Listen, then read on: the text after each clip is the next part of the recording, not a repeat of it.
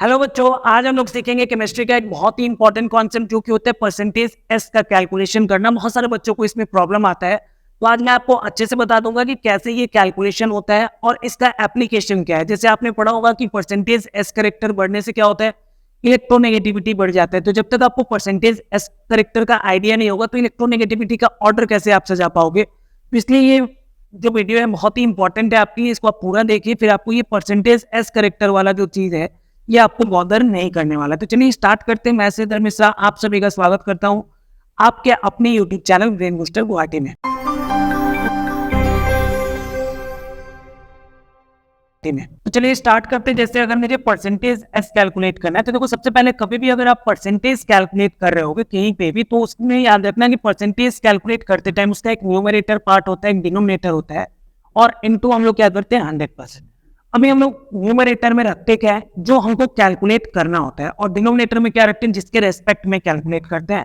जैसे मान लो अगर मुझे परसेंटेज एस करेक्टर अगर आपको बोल रहा है तो इसको आप as a formula, as a concept आप इस तरीके से दिमाग में रख सकते हो कि आपको न्यूमरेटर में देखो एस करेक्टर अगर लेना है तो आपको यहाँ पे क्या लेना होगा, नंबर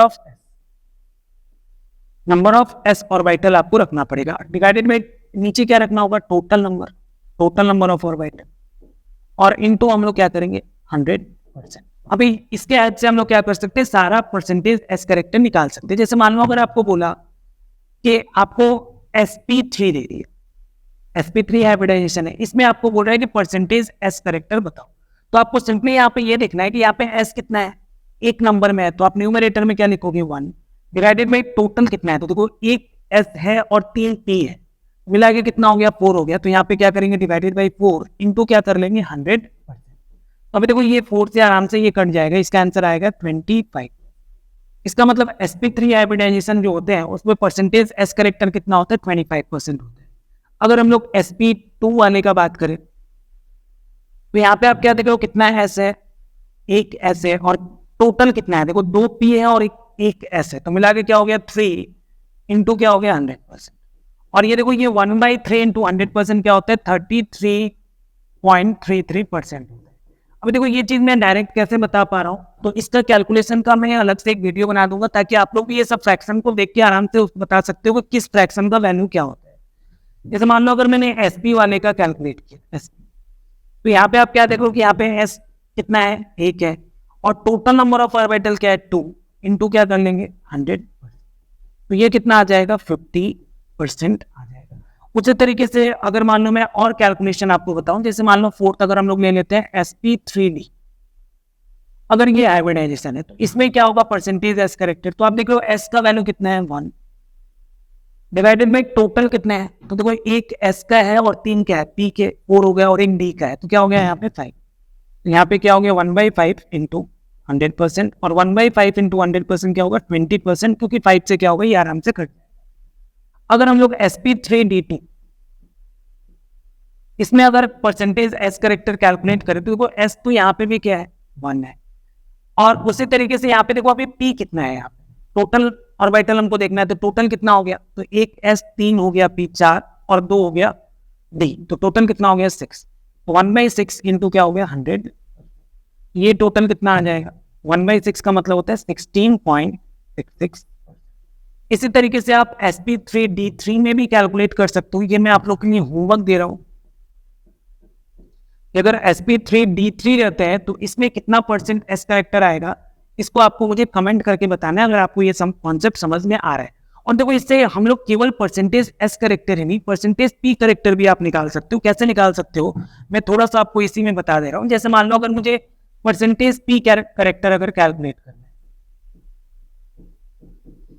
तो जैसे मैंने परसेंटेज एस के टाइम ऊपर में क्या लिया था, नंबर ऑफ एस ऑर्बिटल लिया था, यहाँ पे इस बार क्या लेंगे नंबर ऑफ पी ऑर्बिटल ले लेना, डिवाइडेड बाय क्या करोगे आप total number of orbital into क्या कर देंगे 100%। एक दो एग्जांपल से समझ लेते हैं। जैसे अगर sp3 वाले में ही अगर मुझे कैलकुलेट करना है तो आप सिंपली यहाँ पे देखो, इस बार मुझे क्या कैलकुलेट करना है परसेंटेज पी करेक्टर, तो आप देखोगे पी का नंबर कितना है 3 है, तो यहाँ पे क्या होगा 3 होगा, डिवाइडेड बाई टोटल नंबर कितना है 3 + 1 क्या हो गया 4 इंटू क्या हो गया 100। अभी क्या होगा 4 से ये आराम से कट जाएगा कितने टाइम्स 25 टाइम, और इसका आंसर क्या हो गया 75। अगर मान लो sp2 वाले में अगर आपको परसेंटेज p करेक्टर कैलकुलेट करना है तो अभी आपको अच्छे से समझ में आ रहा होगा कि देखो p का नंबर कितना है 2 लेंगे डिवाइडेड बाई टोटल कितना है 2 + 1 क्या हो गया 3 इंटू 100 और 2/3 को जब आप कैलकुलेट करोगे तो ये कितना आएगा 66.66%। उसी तरीके से अगर हम लोग SP वाले का कैलकुलेट करें तो देखो यहाँ पे P का नंबर कितना है 1 डिवाइडेड बाई टोटल कितना हो गया 2 इंटू क्या हो गया 100 तो ये क्या आ गया 50। तो इस तरीके से आप S करेक्टर हो परसेंटेज P करेक्टर हो या फिर परसेंटेज D भी मिलेगा तो आप आराम से कैलकुलेट कर सकते हो। और देखो यहाँ पे जैसे मान लो अगर आपने परसेंटेज S करेक्टर याद रखा है, ज्यादातर जब आप ऑर्गेनिक अगर केमिस्ट्री पढ़ोगे तो ज्यादातर जो हाइब्रिडाइजेशन आपको मिलेगा वो यही मिलेगा sp3 sp2 sp, क्योंकि कार्बन क्या कर सकता है मैक्सिमम 4 बॉन्ड बना सकता है, इसलिए आपको यही हाइब्रिडाइजेशन वहां पे मिलता है। तो इसका अगर आप लोग याद रख सकते हो जैसे परसेंटेज S करेक्टर sp3 में हमने कितना कैलकुलेट किया था 25%। और देखो यहाँ पे है क्या S और P ही है, तो किसी का भी जो टोटल होता है वो परसेंट के टर्म में ऑलवेज 100 होता है। तो अगर मुझे ये पता है जैसे मान लो आपको यहाँ से पता चल गया कि इसमें परसेंटेज P करेक्टर कितना है 75 है, इसका मतलब परसेंटेज S कितना होगा 100 - 75 कर लोगे, यहाँ से परसेंटेज S भी आप इसी के हेल्प से बता सकते हो 100 - 75 करोगे तो कितना आ जाएगा 25। जैसे ये SP वाले में मुझे पता चल गया कि P वाला क्या है 50% है, ऑब्वियस सा बात है S वाला भी क्या होगा 50% होगा, क्योंकि यहाँ पे केवल S और P है। और याद रखना किसी का भी जो टोटल होता है वो परसेंट के टर्म में ऑलवेज क्या होता है 100% होता है। तो इस तरीके से आप आराम से परसेंटेज S परसेंटेज P आराम से कैलकुलेट कर सकते हो। अभी हम लोग इसका एप्लीकेशन देख लेते हैं। तो इसका देखो एप्लीकेशन ये होता है कि आप लोग याद रखना कि कभी भी अगर परसेंटेज S करेक्टर कहीं पे भी अगर इंक्रीज होता है तो उसका इलेक्ट्रोनेगेटिविटी भी क्या होता है इंक्रीज होता है। इलेक्ट्रोनेगेटिविटी ये भी क्या होता है इंक्रीज होता है। अभी देखो ये इलेक्ट्रोनेगेटिविटी क्या है, तो इलेक्ट्रोनेगेटिविटी होता है tendency to attract share pair of electron. जैसे मान लो अगर कोई कोवेलेंट बॉन्डिंग कैसे बनता है शेयरिंग से बनता है, तो उसमें कौन इलेक्ट्रॉन को अपने तरफ खींच के रख सकता है, उसी पावर को हम लोग क्या बोलते हैं इलेक्ट्रोनेगेटिविटी बोलते हैं। इसको डिटेल में मैं अलग वीडियो में आपको समझाऊंगा। तो यार आप लोग याद रखो कि अगर परसेंटेज S करेक्टर बढ़ेगा तो इलेक्ट्रोनेगेटिविटी क्या होगा इंक्रीज हो जाएगा। तो आप मुझे बताओ कि जैसे अगर मैं इसका sp3 sp2 और sp इन तीनों में अगर मैं बात करूं कि कौन ज्यादा इलेक्ट्रोनेगेटिव है, क्योंकि ये सब क्वेश्चन आएंगे, तो आपको सिंपली देखना है इसमें परसेंटेज S करेक्टर कितना है। आप सिंपली कैलकुलेट करो। जैसे मान लो यहाँ पे परसेंटेज S करेक्टर अभी हमने कैलकुलेट किया था, इस केस में कितना मिला था 50% मिला था, sp3 वाले में कितना मिला था 25% मिला था, और यहाँ पे मिला था 33.33। तो इसमें देखो सबसे ज्यादा S करेक्टर कहाँ पे है sp वाले में 50 वाले में, इसका मतलब इसका जो इलेक्ट्रोनेगेटिविटी होगा वो क्या होगा सबसे ज्यादा होगा। तो इसलिए इसका ऑर्डर क्या होगा sp sp2, फिर क्या होगा सबसे कम इलेक्ट्रोनेगेटिव कौन होता है sp3। अभी देखो इसका यूज ऑर्गेनिक कंपाउंड में कैसे करेंगे हम लोग। तो अगर आपको हाइब्रिडाइजेशन कैलकुलेट करना आता है, अगर आपने मेरा वीडियो देखा है तो आप वहां से भी देख सकते हो, नहीं तो थोड़ा सा मैं आपको बता देता हूँ। देखो ये जो हाइब्रिडाइजेशन हम लोग कैसे कैलकुलेट करते हैं, तो हाइब्रिडाइजेशन के लिए आपको क्या करना है सिग्मा बॉन्ड देखना होगा। नॉर्मली कार्बन क्या होता है जैसे मैंने बोला कि वो 4 बॉन्ड मैक्सिमम बना सकता है, तो आप सिंपली देखना ऑर्गेनिक कंपाउंड में क्या होगा कार्बन के कंपाउंड होंगे। तो अगर वहां पे 4 सिग्मा कहीं पे है तो 4 सिग्मा होगा तो क्या बन जाएगा sp3, एक S और रिमेनिंग क्या होगा P होता है। अगर कहीं पे 3 सिग्मा होगा तो वहां पे क्या बनेगा sp2, अगर कहीं पे 2 सिग्मा होगा तो वहां पे क्या बनेगा sp। अभी ये सिग्मा क्या होता है, तो एक चीज थोड़ा सा बता देता हूँ आपको। जैसे मान लो अगर कोई एक कंपाउंड इस तरीके से जिसमें सिंगल बॉन्ड है, तो सबसे पहला जो बनता है वो क्या बनता है सिग्मा। तो यहाँ पे ये जो होगा ये सिग्मा बॉन्ड। अगर मान लो कोई ऐसा कंपाउंड है जिसके बीच में डबल बॉन्ड है, तो उसमें एक क्या होगा सिग्मा बॉन्ड होगा और दूसरा क्या होगा पाई बॉन्ड। और हाइब्रिडाइजेशन काउंट करते टाइम हम लोग ऑलवेज याद रखोगे कि हम लोग क्या करते हैं सिग्मा को ही काउंट करते हैं। अगर ये कोई ट्रिपल बॉन्डेड कंपाउंड है तो इसमें एक क्या होगा सिग्मा होगा और ये जो 2 होंगे ये 2 क्या होंगे पाई होंगे। तो अभी अगर हम लोग बात करें देखो एल्केन एल्कीन एल्काइन, तो उसमें होता क्या है, जैसे अगर हम लोग एल्केन का बात करेंगे तो उसमें क्या होता है इस तरीके से सिंगल बॉन्डेड कंपाउंड। तो यहाँ पे क्या देखो सारा का सारा क्या है सिग्मा है, तो इसमें नॉर्मली क्या होता है sp3 हाइब्रिडाइजेशन होता है। अगर हम लोग डबल बॉन्डेड कंपाउंड का बात करें, जैसे मान लो ये डबल बॉन्डेड कंपाउंड है, इसमें क्या होगा देखो सिग्मा कितना है ये 1 2 और ये 3, क्योंकि ये जो होगा ये क्या होगा ये तो पाई होगा ना।